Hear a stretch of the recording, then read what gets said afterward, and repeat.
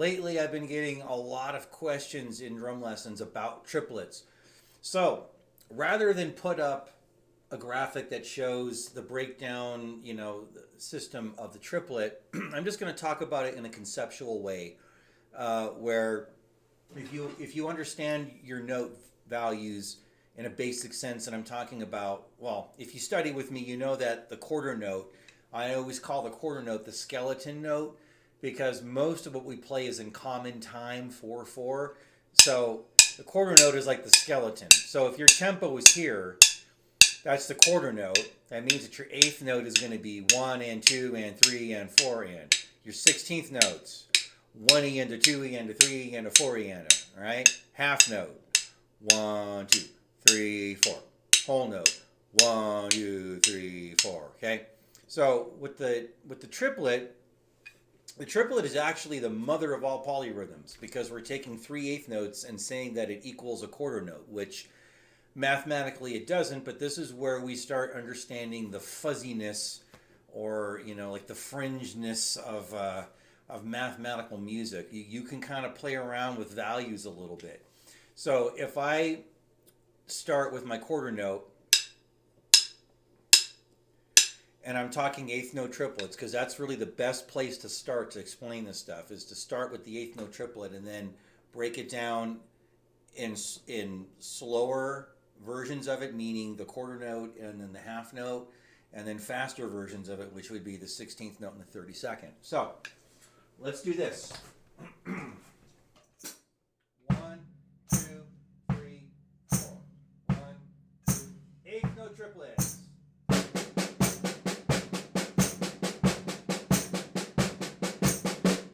Quarter note triplet.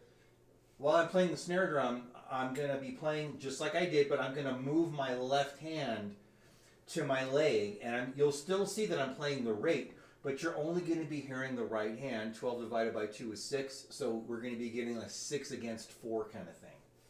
1, 2, 3.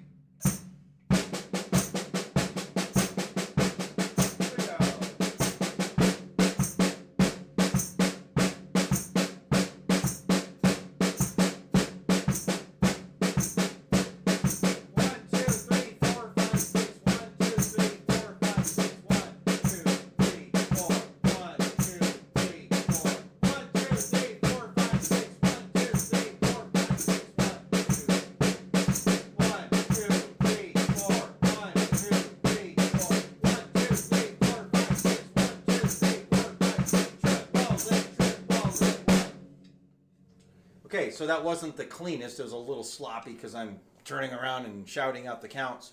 But hopefully you saw what was going on there. And that would be something for really any musician to start being open to practicing is practicing polyrhythmic things. So an easy thing that you can do would be to find your quarter note triplet. Sounds like we're saying pass the butter, pass the butter. 1, 2, 3, 4, 5, 6. 1, 2, 3, 4. 1, 2, 3, 4, 5, 6. 1, 2, 3, 4. Okay, so that would be 6 against 4. Also, the quarter note triplet. Okay. Now, if we go to the half note triplet, this means that there's going to be 3 big, long hits in a bar 4/4. So you guessed it, we get the eighth note triplet, we find the quarter note triplet with one hand, switch that to alternating sticking, then once again subtract the left hand and the right hand will tell you where the half note triplet is. So here's how that goes.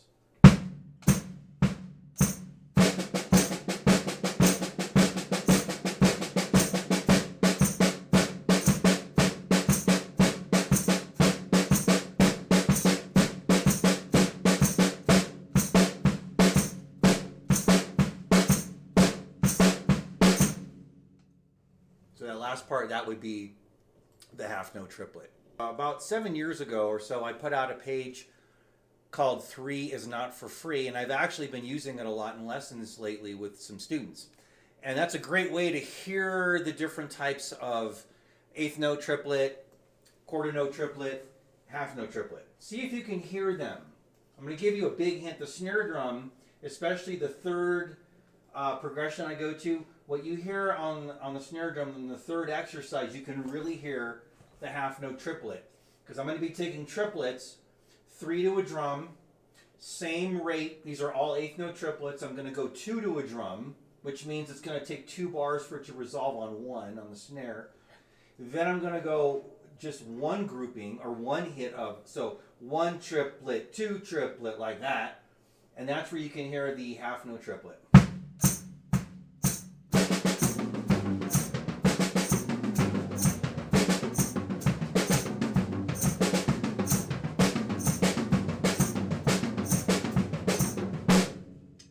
So there's an example of how you can take triplets and do really, really weird things. A lick that I like to play sometimes, and you only do this when you know you're dealing with musicians that can handle it. I like to do 3 groups of 4, but I'm still counting 1 triplet, 2 triplet, 3 triplet, 4 triplet.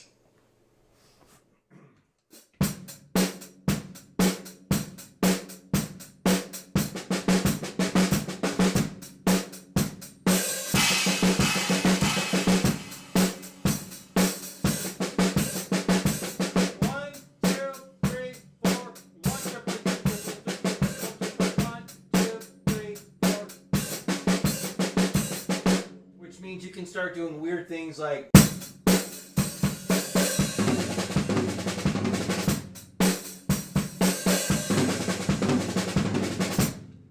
so there, half note triplet on the bass drum with groupings of 5 with the flam. So basically if you count the bass drum, it's like 3 groupings of 6, but in a very subdivided way. So the point I'm getting at is, while this really seems brainy and hard, if you just remember that most of this comes off of the eighth note triplet, then that's really your building block. Now, when we go faster to 16th note triplets, 16th note triplets are just double the rate. So once again, our skeleton, 1, 2, 3, 4, all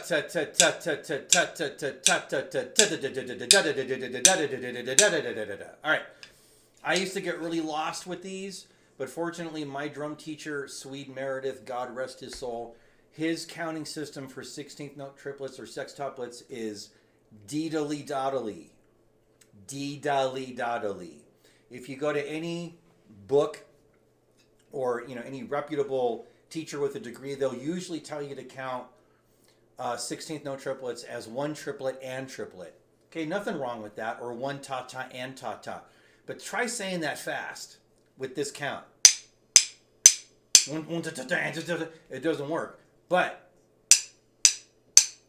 deedly doddly deedly doddly deedly doddly deedly doddly deedly doddly deedly doddly deedly doddly deedly doddly deedly doddly deedly doddly. You can say it. You can actually hear it in your head faster when you're counting in your head. So all that is just.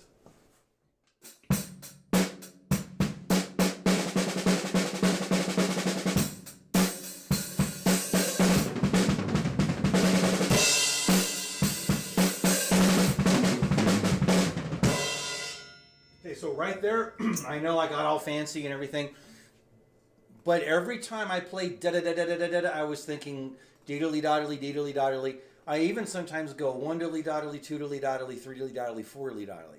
But the syllable system works sometimes better than counting numbers. That's why music from India and Africa is so amazing, because they stitch syllables together.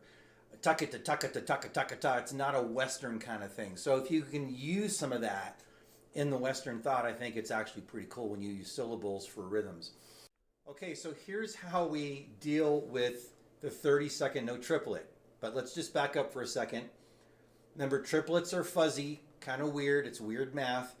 But if our quarter note is here and we're playing eighth note triplets, 1 triplet, 2 triplet, 3 triplet, 4 triplet, and then we get to the 16th note triplet, dee-dally-doddly, dee-dally-doddly, dee-dally-doddly, dee-dally-doddly. Now, a minute ago I slammed the counting system of one triplet and triplet, but really the one triplet and triplet shows you that the second grouping of 3 to make 6 lands on the and.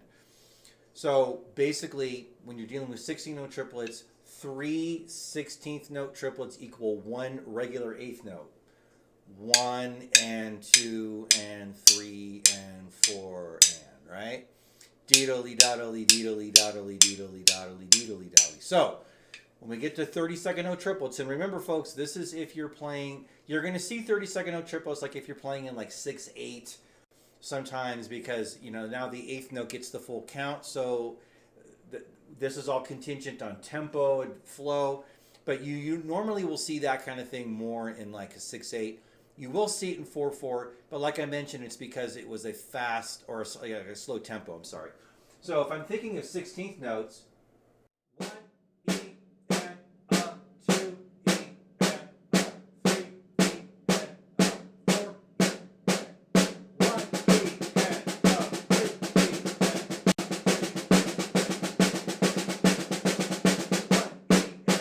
2 E